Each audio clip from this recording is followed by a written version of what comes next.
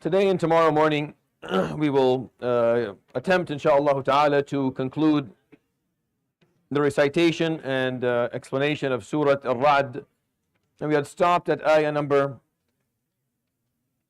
31. So we still have maybe a page and a half, a little bit more, to conclude the surah, inshallah ta'ala. We'll try and do that today and tomorrow, inshallah. And it'll probably be the last time I do a 6-pager on a 4-weekend day Ramadan. Maybe a 6-pager is left for a 5-weekend day Ramadan. I regret because I didn't feel that I got enough time to reflect on certain verses as much as I wanted to, so I kind of jogged through a few of them. Just kind of talked about them quickly and moved on, just because it takes a little bit more than 45 minutes to cover 3/4 of a page in English. At least that's my pace. I can't do it any quicker than that, unfortunately. But inshallah ta'ala, we will conclude it today and tomorrow, inshallah. Surat Al-Raad, it talks about the critical law.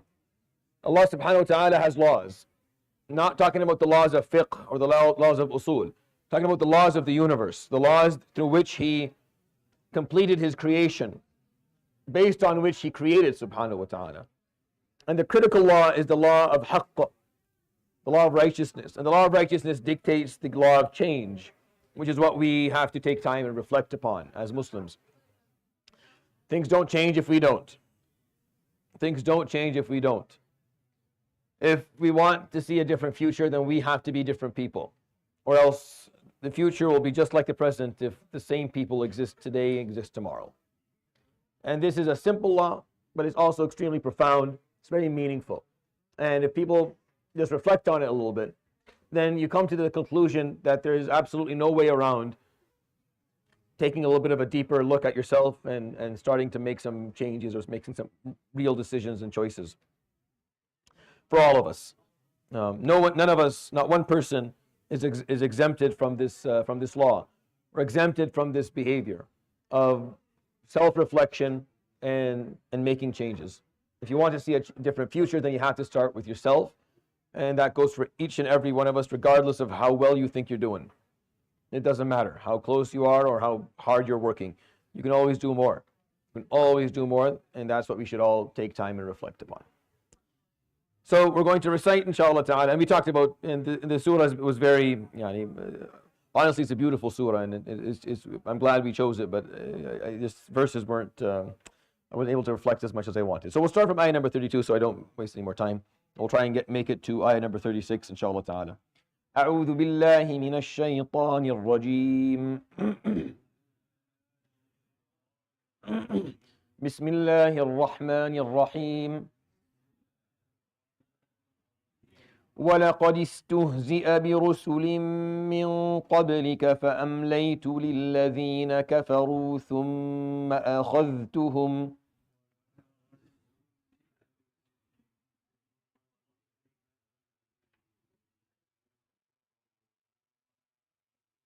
فكيف كان عقاب أفمن هو قائم على كل نفس بما كسبت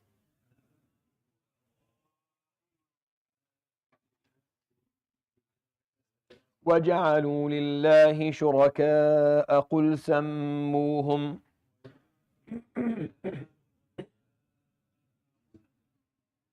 أم تنبئونه بما لا يعلم في الأرض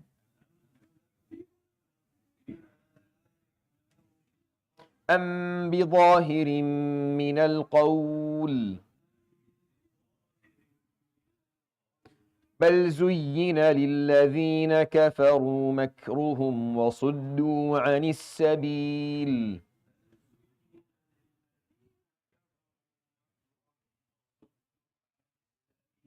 ومن يضلل الله فما له من هاد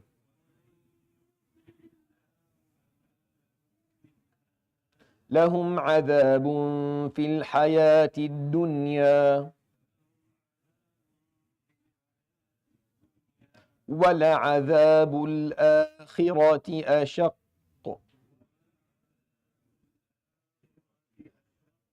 وَمَا لَهُم مِّنَ اللَّهِ مِن وَاقٍ. So after he established subhanahu wa ta'ala the value of the Quran in that epic verse that we recited last week, وَلَوْ أَنَّ قُرْآنًا سُيِّرَتْ بِهِ الْجِبَالِ, an ayah that explained to us in some degree of depth exactly why it is Allah subhanahu wa ta'ala sent us the Quran in the form that it's in. Why the Prophet alayhi salatu wasalam did not receive extraordinary phenomena as miracles, as maybe many other prophets before him received. And the reason is that the Quran is just more valuable. The Quran is more powerful. The Quran, instead of Allah subhanahu wa ta'ala giving you a physical miracle to look at a couple of times, He gave you a book that will make you the miracle, that will live on and on and on and on. This is the difference. The Quran will come and allow you to be the miracle. The change that the Quran will do for you will allow you to be something that you were not before, that you could never be before. And that's the miracle. That's the miracle of the Quran. It transforms people. It transforms the way they think, the way they view the world, their perspective, and the way they behave, and how they carry their lives forward after they learn it. You have to, at some point in your life, observe or study the Prophet ﷺ, the end of his life, and the Sahaba's transformation in a form where you zoom out a little bit and you look at it from afar. We get into the nitty-gritty of their life stories, and it's beautiful. It's absolutely beautiful to study the story of Ibn Mas'ud and Bilal and Ammar and talk about these specific individuals as how their lives were and how they. But you have to zoom out for a moment and look at the collective. Look at what the Quran did for this group of people, and how it moved them, and how it organized their lives, and how it allowed them to aspire to something they never thought was possible. How it allowed them to not only have ambition, but actually see it through. How is it? Think about it. How could Ibn Mas'ud was a kid sitting with a couple of sheep on the outskirts of Mecca, making no money at all. Ibn Mas'ud, short guy, almost physically disabled. Right? It's almost a disability in the description of his physique. Radiallahu anhu wa ardah. The Hanafis know Ibn Mas'ud well. Right? The fiqh, all their fiqh come from him. Ibn Mas'ud, how is it that when you think about it, this 13-year-old kid with a physical disability, poor as dirt, taking care of a couple of sheep, how is this kid going to imagine that by the time he gets 60, he is the scholar of scholars within an empire that stretches over 3 continents? How? Are you understanding? How is that possible? I don't understand it. It's just, there's nothing. They say in Arabic, if it was going to rain, you would see clouds. How does Ibn Mas'ud sit there? How can he imagine something like that? How can he imagine what life is going to look like when he's a little bit older? Maybe some change, maybe some degree of change, but that he goes from a kid that can't make ends meet. His parents don't have enough to teach him. He goes from living like that, no nobility, no respect, no status, no wealth, to Sayyid al-Ulama, radiallahu anhu, the scholar of scholars of his time. He's not in Mecca anymore. He's moved to Iraq. That alone is impossible. How could he imagine that he would go one day and be in Iraq, be in Al-Kufa, and sit there as a scholar, as a revered scholar where students would surround and learn from him, radiallahu anhu wa ardah. It's just bizarre. It's impossible to imagine. But this is what the Quran did. This is the power of this book. This is the power of what this book teaches. It took these group of people and it allowed them to achieve something that they could not imagine in their wildest dreams. Their wildest dreams. They couldn't even fathom what happened to them. How quickly things progress is just not possible. But that's why this book is powerful. And that's the verse that we recited last week. And that's what you're supposed to take away from it, that this book has that strength within it. It's embedded within it. It's just a matter of it falling into the hands and into the hearts of the right people. It just has to touch the hearts of the right individuals. And as it did, what it did for them, it will do for you. What it did for them will do for you. And you will fall in love with it. And you'll dedicate your life to it. Not just in terms of teaching, but in terms of practice and implementation and calling people to join. And then, yes, maybe a kid who's 10 years old sitting here can aspire to some in his 60s to be somewhere else, sitting somewhere else, teaching somewhere else, with a different status of the nation that he's a part of. I believe if that's how Ibn Mas'ud, as one example, was able to achieve, then I'm sure Allah subhanahu wa ta'ala will achieve it for others as well. But subhanahu wa ta'ala has to point out the piece of this that can go the wrong way. وَلَقَدْ اسْتُهْزِئَ بِرُسُلٍ مِّن قَبْلِكَ. And indeed, many prophets before you were mocked. Istuhzi'a is mockery, or to make fun of something. So many messengers before you, min qablika, have been mocked. فَأَمْلَيْتُ لِلَّذِينَ كَفَرُوا. I delayed the punishment of those who did this. ثُمَّ أَخَذْتُهُمْ. And after I delayed for the disbelievers their mockery, and I did not punish them immediately, gave them a chance, gave them a couple of chances to wake up, to change their ways. They didn't. ثُمَّ أَخَذْتُهُمْ. And then I seized them. And then I took them. جَلَ جَلَالُ اللَّهِ. فَكَيْفَ كَانَ عِقَابِ. So tell me, how was my punishment? What do you think of my punishment? How quick was it? How swift? How severely and brutally did I end everything that had to do with them, to the point where you have to go and spend years upon years, and archaeologists after archaeologists trying to find enough evidence just to maybe patch together a little bit of a story of who lived here. And what were they doing? And still we can't figure out, because Allah subhanahu wa ta'ala took them, He seized them swiftly. And they were done. And this is what He's teaching us, subhanahu wa ta'ala. Look, whenever I want to seize, I'll seize. That shouldn't be an issue that you argue or think about or wonder about or ask questions about. I do that whenever I want. And yes, Ya Muhammad, many prophets before you were mocked. It's almost like the Prophet ﷺ is being mocked so badly that maybe some of the Sahaba are wondering, well, when is Allah subhanahu wa ta'ala going to punish the Sanadid of Quraysh, the people who are doing this, as He punished the people of Hud and Salih and Lut and Nuh and everyone else. So the ayah would come and say, look, a lot of prophets before you and messengers were mocked. And I gave them time, I delayed them and postponed things for them. And then I seized them when I wanted. And if you want to go see my punishment, go take a look. Go to the Ahqaf, go to Hijr, go to these areas that the Arab knew, and take a look at what is the remnants of these civilizations that when they existed, no one could hold a candle to them. Go take a look. Go take a look at الذين فرعون طغوا في البلاد فأكثروا فيها. Go look at them. Go see إرم ذات العماد. So it's not an issue of Allah subhanahu wa ta'ala being able to do it. It's just that He's not going to.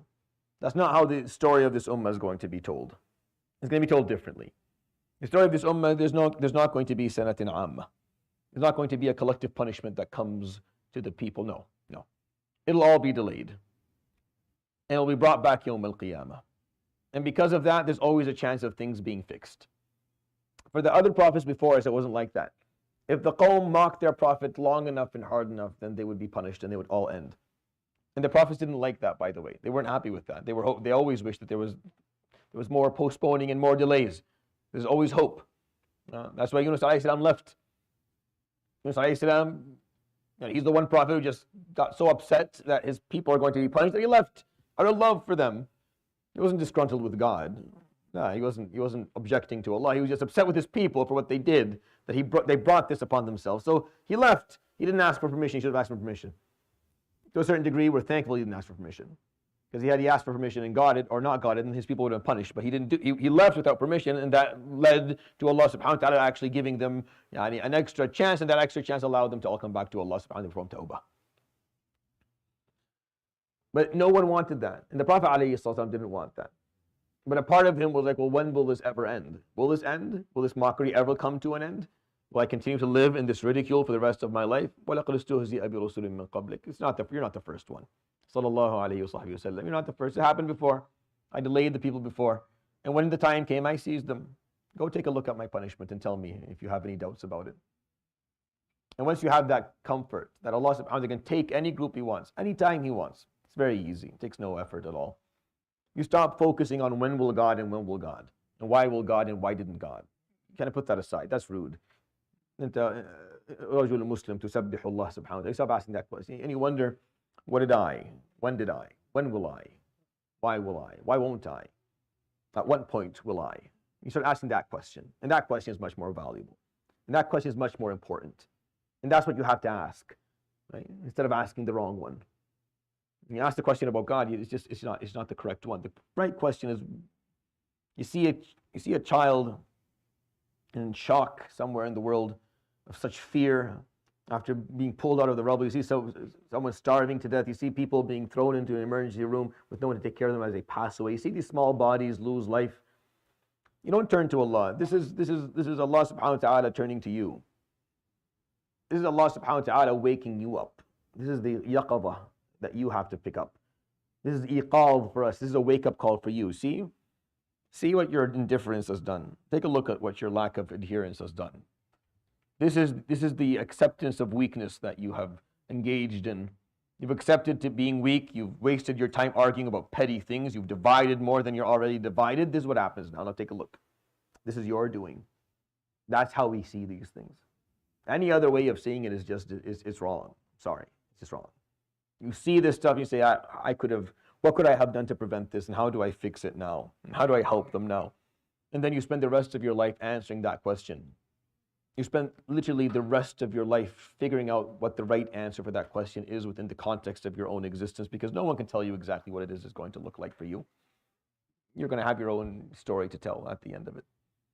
أَفَمَنْ هُوَ قَائِمٌ عَلَى كُلِّ نَفْسٍ بِمَا كَسَبَتْ. This is a question, there's a piece of it that is missing. أَفَمَنْ هُوَ قَائِمٌ.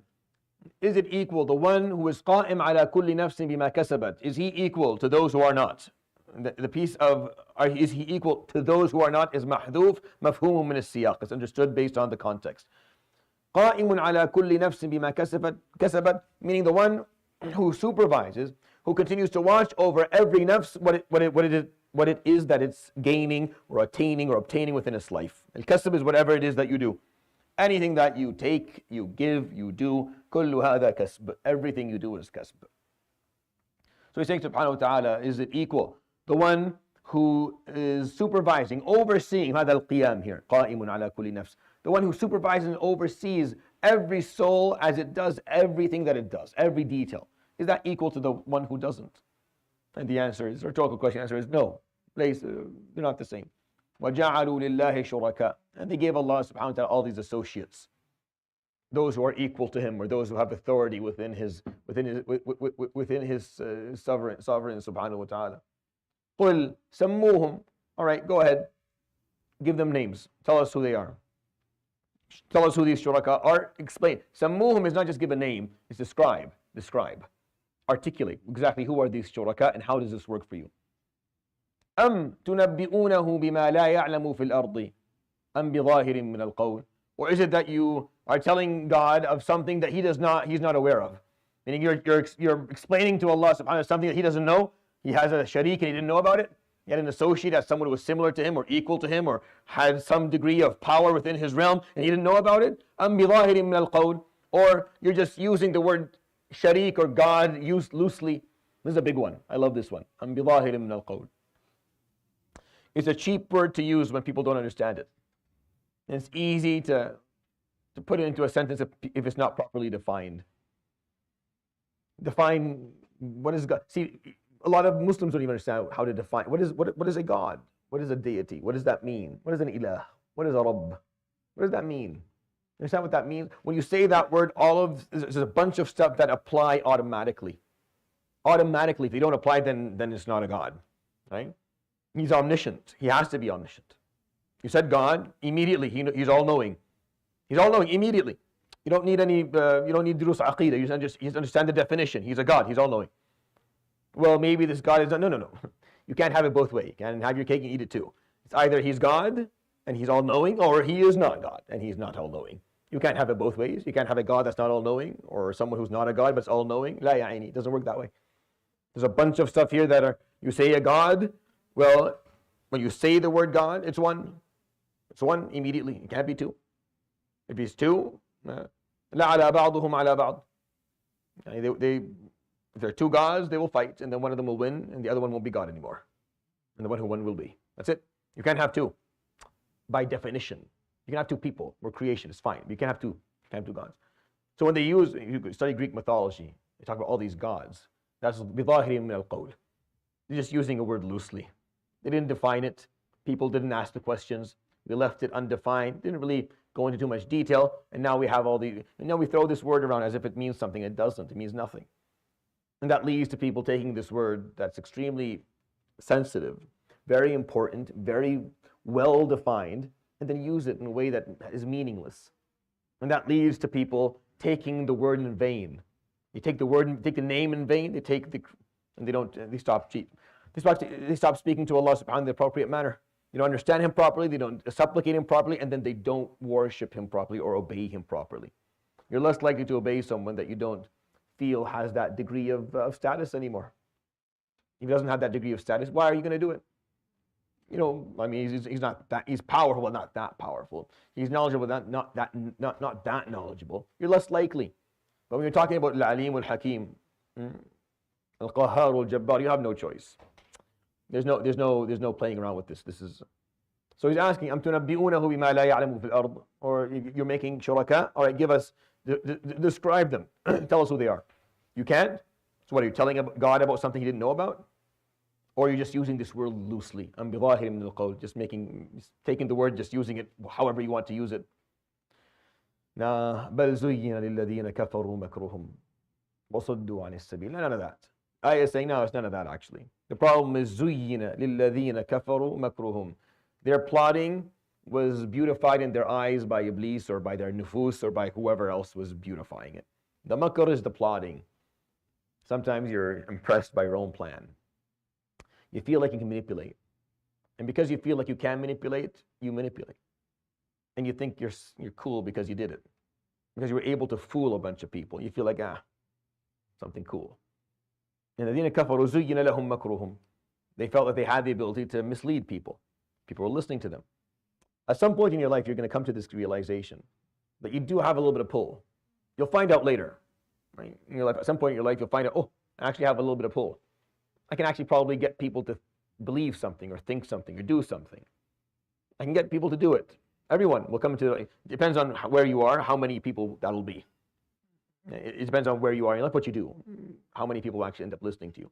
But you'll figure out that you have pull and that you have the actual ability to influence others. And that's where you'll feel deep inside that you have that urge. The nafs is like, well, do it. It's cool. It gives you power. Do it. Go after it. Manipulate, get them to listen. Nafs tuzayyin, it'll beautify, it'll make it seem really cool, seem nice. And that's all this is. Every time in the Quran, there's a huge problem. It just breaks it down to a simple human instinct. Every time. Every single time, there's this huge dilemma. The Quran will break it down to the simplest instinct. Fir'aun was standing up there. أَنَا رَبُّكُمْ أَعْلَى إِسْهَلْ لَكَ إِلَىٰ أَن تَزَكَّى. He just had a little bit of problem inside. He was just a little bit arrogant, that's all. He had arrogance and he followed it along. Qarun, same thing, Farihin, he got a little bit vain. Huge problems that led to bloodshed and loss of life and loss of wealth and wars. And the Quran takes it back to the little piece. Here's the spot in the heart that caused all of this. Here's the little problem that led to this whole thing. See something really, really subtle. Makruhum zuyyina lahum. That's it. الَّذِينَ كَفَرُوا makruhum. They're plotting. Zuyyina lahum. They felt that it was meaningful. Felt it was cool. They felt that they could do it, so they did it.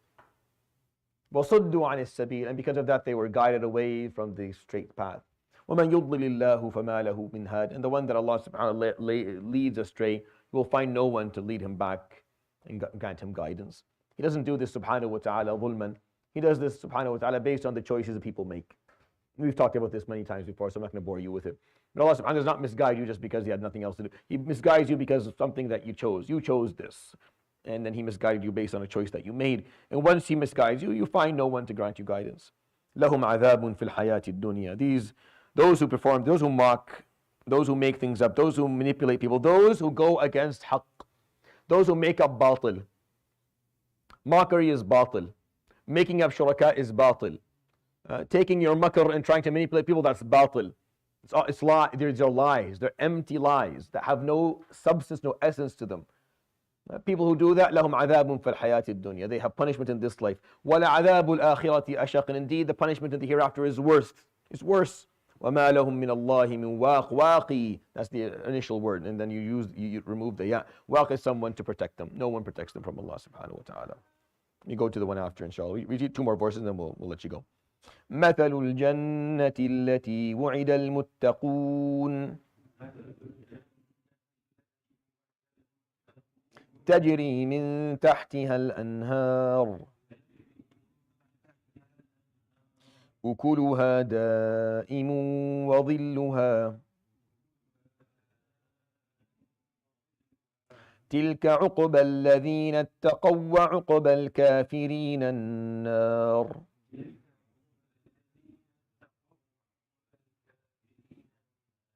والذين آتيناهم الكتاب يفرحون بما أنزل إليك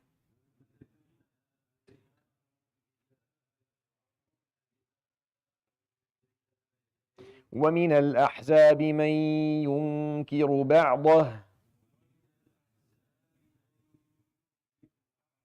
قل إنما أمرت أن أعبد الله ولا أشرك به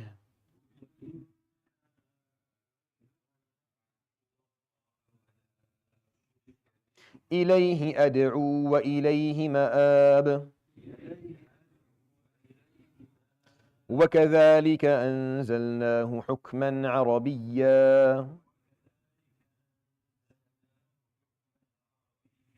ولئن اتبعت أهواءهم بعدما جاءك من العلم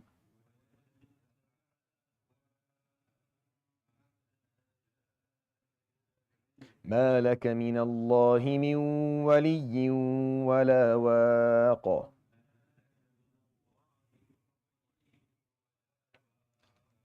Whenever Allah subhanahu wa ta'ala talks about the punishment, he always talks about reward. Whenever he talks about reward, he'll talk about punishment. It's almost a bulletproof rule in the entirety of the Quran, with maybe one or two exceptions for clear context reasons or contextual reasons. So if he talks about those who are deserving of punishment, and he points out the mockery, he points out the lies, he points out the manipulation, he points out the lack of self-awareness and how this will lead to misguidance. He says, "Mathalul Jannah." Mathalu, the example of the Jannah. Meaning, is that similar, or is Jannah, like he's saying, عذاب في الحياة الدنيا عذاب الآخرة أشق, there's punishment in this life, punishment the hereafter. Is that, or Mathalul Jannah, or the example of Jannah, which is better? This ongoing comparison, and it's obvious, but sometimes it just seems like it's not. So Allah subhanahu wa ta'ala keeps on repeating it. The example, how is it the same? How are you approaching these things the same? مثل الجنة التي وعد المتقون, the example of the Jannah that the pious were promised. تجري من تحتها الأنهار, the rivers run under it. I've talked about this before. Why is this in the Quran a lot? Because it talks about self-sustainability. That's why تجري من تحتها الأنهار. Meaning if you have a garden and you need water to irrigate it or take care of it, if the water comes from outside of your garden, that means you're dependent on someone else. They can cut you off at any point. تجري من تحتها الأنهار. The symbolism here is that the rivers run under your own land. So you don't need anyone. You don't require someone else. You're not dependent on anyone. Your water comes from your own land. You drink and you irrigate, it's all yours. So it's symbolic. The phrase that's repeated in the Quran is symbolic to tell you that not only do you have all that you need, even psychologically you're in na'im. Like psychologically you don't have to worry about anything. There's no need to worry. Aside from the fact you have everything, there's water everywhere, but even psychologically you don't have to worry about depending on someone else or getting something from an external source. Or maybe it runs by the garden of someone else or before you. No, تجري من تحتها, it runs under it. And you dig into the earth and you get whatever it is you want to come out. And there's different rivers from different types, as Allah subhanahu wa ta'ala talks about in other parts of the Quran. أكلها دائم وظلها. The fruits of it is continuous, it's ongoing. It's not seasonal as it is here in this life. وظلها, and the shade of it is continuous as well. Meaning you will continue to enjoy the physical and psychological beauty of this place for the rest of your life. تلك is continuous and ongoing. تلك عقبى الذين اتقوا. That is the ending. That is the end place of the people who are pious and people who are mindful of God. وعقبى الكافرين النار. And the end place for the disbelievers is Jahannam. والذين آتيناهم الكتاب يفرحون بما أنزل إليك ومن الأحزاب من ينكر بعضه. Says subhanahu wa ta'ala, and the people that we gave the book before you. That's one meaning, and we're talking about here about the previous nations. Another meaning of آتَيْنَاهُمُ الْكِتَابَ are the actual Muslims themselves who were given the book. All right. So there's two interpretations for this terminology in the Quran that comes a number of times. Now, Ahlul Kitab, those are the people of the book, that's Yahud and Nasara, as far as we know, Quranically speaking. Ahlul Kitab are beyond Yahud and Nasara, by the way. Beyond them, meaning Islamically, any group of people who had a law are Ahl Kitab. In the Quran, it's referring to Yahud and Nasara because they're the people that they knew. There was no one around, no one in Arabia aside from them, so that's who it's referring to. So Ahl Kitab is easy, it's the people who came before who had a book and a law. آتَيْنَاهُمُ الْكِتَابِ. It could mean them because they were granted a book. It could also mean us because we're the ones who were granted this book. So it depends on how you want to interpret it, and you can understand it both ways, and both ways are very reasonable. So وَالَّذِينَ آتَيْنَاهُمُ الْكِتَابَ يَفْرَحُونَ بِمَا أُنزِلَ إِلَيْكَ. The people who we granted the book to, meaning the Muslims with you, they're happy. بِمَا أُنزِلَ إِلَيْكَ. Meaning they find joy. بِمَا أُنزِلَ إِلَيْكَ. And the word farah fil Quran mostly means vain, except in these type of contexts that talk about celebrating Allah subhanahu wa ta'ala's signs or celebrating Allah subhanahu wa ta'ala's gift. This is where it doesn't mean that anymore, and that's clear from the context as well, because it's not being frowned upon or talked about in a negative way within the verses. وَمِنَ الْأَحْزَابِ مَنْ يُنْكِرُ بَعْضَهُ. Al-Ahzab, meaning the tahazzaba shay is when it compartmentalizes or comes together. So Al-Ahzab is a way to describe all of the tribes put together. Instead of pointing out each of them, so they're talking about Quraysh specifically, but all of the tribes, all of the groups. مَنْ يُنْكِرُ بَعْضَهُ. Some of them will refuse, deny, or will find difficult to understand some of it.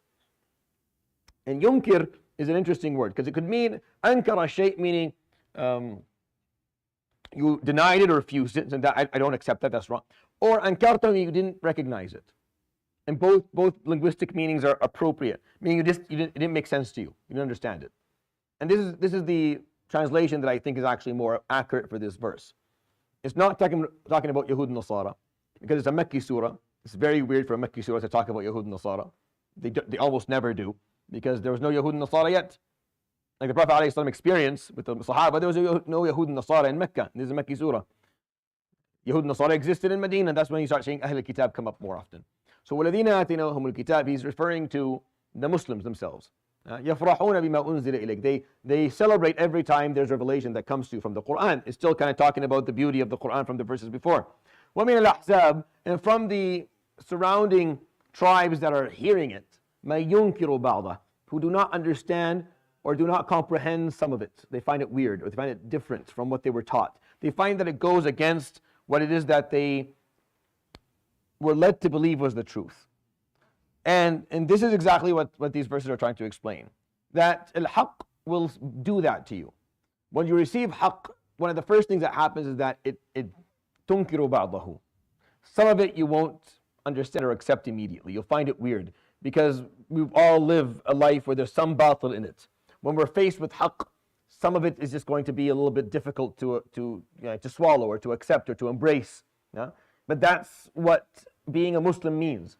تقبل الحق حيث كان كيف كان. You accept haqq wherever it is, however it is. And that's hard. But that's what it means to be a Muslim. Where's haqq, I accept it. Regardless of whether I agreed with it to begin with, whether I accepted it, whether I argued against it for a long time. If it's haqq, it's haqq. And I accept it unconditionally. It's that unconditional acceptance. That's why قُلْ إِنَّمَا أُمِرْتُ أَنْ أَعْبُدَ اللَّهَ وَلَا أُشْرِكَ بِهِ. Say exclusively, I was commanded to serve Allah and associate no one with Him. إِلَيْهِ أَدْعُو, to Him I call you, وَإِلَيْهِ مَآبٍ, and to Him I return. This verse, tunkir ma tunkir, you accept some of it, you don't accept some of it. Some of it makes sense to you, it doesn't, makes no difference. I was given a very specific command. I was exclusively told, I serve Allah, I don't associate anyone with Him, I call you to that, and وَإِلَيْهِ مَآبٍ, and I always return to Him subhanahu wa ta'ala. I return to Him in terms of my decisions, in terms of my guidance, not just in terms of my life, but in terms of what I'm going to choose to do. That's why the ayah after it, وَكَذَلِكَ أَنزَلْنَاهُ حُكْمًا عَرَبِيًّا. And it's like that we descended it upon you as an Arabic ruling. Arabiya here is not a cultural thing, it's a linguistic one. The language was in the language they understand. And it's a law. Hukm is a law. And just like that, we descended upon you an Arabic law. Because they're not used to having a law. There was no law. The Arabs didn't have a law. They were nomads. They lived however they wanted. Whatever law they had was whatever the tribe chief had agreed with other tribe chiefs. And that could be easily broken. You could easily break it because there's nothing binding. It's not signed anywhere. There's no government. There's no law enforcement. It's whatever people verbally accept.